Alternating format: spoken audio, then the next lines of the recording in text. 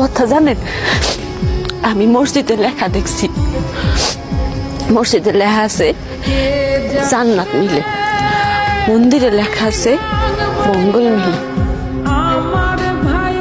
বিদ্যালয়ে লেখা আছে শিক্ষা মিলে,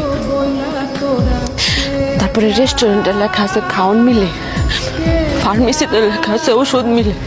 কিন্তু আমি কোথাও এমন লেখা পেলাম না যে না আপনারে মিলে।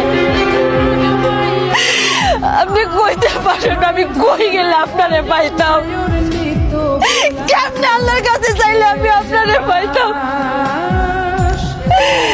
কি দোষ করছি? বিশ্বাস করো,